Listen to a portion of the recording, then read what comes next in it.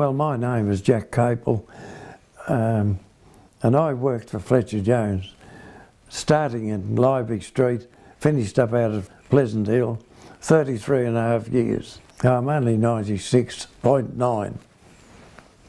Yeah, well, it was in 1947 I came to Mr. Jones's factory, and I believe he just came home from America, and he was advised that a good employee was a young married man with a family. He had a responsibility, he had to work. And of course I had one child at that stage.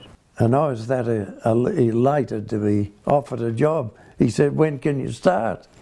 Well, I must have saw him on a Friday, Monday, and I started up until Monday. Anyway, that was the best thing of my life. I was put in the top part of Library Street up above the shop with a workroom, and I was put on Dorrie Whitten's machine, who she was on leave, and she instructed Mrs. Chandler, "Don't let anybody go on my machine." Anyway, I was put on that, and I looked up, and there's a whole heap of young girls, and I believe I didn't look up for an hour. I was that embarrassed. Anyway, there was a shop underneath, and that top was a manufacturing area, a lot of machines making trousers. And see, the business grew that well. He said, "We got to get a bigger business." So that's how we moved out to Pleasant Hill. The firm was really on the move. Trousers.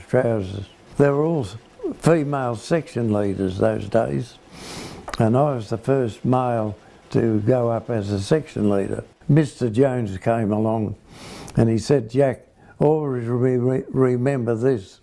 At the strike of every hour, it behoves each and every one of us to ask ourselves, am I doing a job that a cheaper person could be doing?" And I believe I looked around and I couldn't find a cheaper person. But anyway, that's the sort of man Mr. Jones was. There's so much good that man established. He was, you know, if you pass him, he'd always stop and say, how's the family and all that. And now see, we had 2 boys and 2 girls, and when our last son was born, he came up and he said, "Congratulations, Jack." He said, "You got more than the King of England." But I learnt every operation of the trouser, making of a trouser. Then eventually, Mr. Horry Veery asked me to go as his 2IC, and he and I ran the factory for years. Then he retired, and David Jones by then came along and he said, "Jack, you carry on."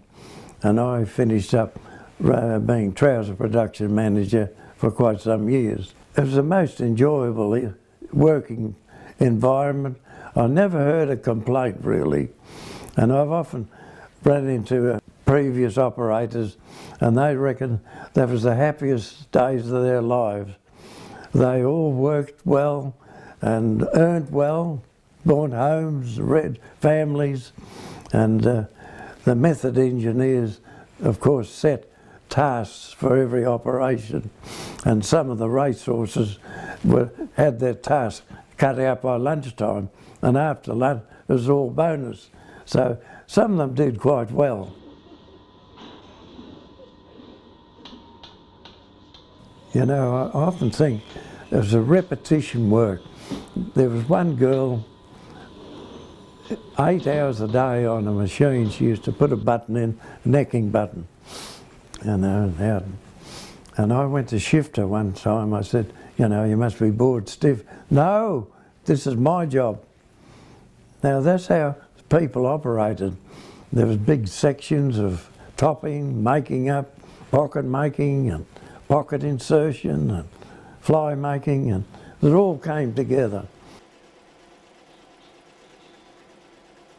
Well, it had a very good atmosphere. It was often said that the daughter of a mother, "Oh, I wouldn't work at a factory," but when they got out there, they said, "This'll do me." and we employed mothers and daughters and, you know, that type of thing. No, and Mr. Jones himself was such a pleasant man. He used to come in and get them singing. Are we pleased that you came? Are we glad that you came? All that sort of stuff.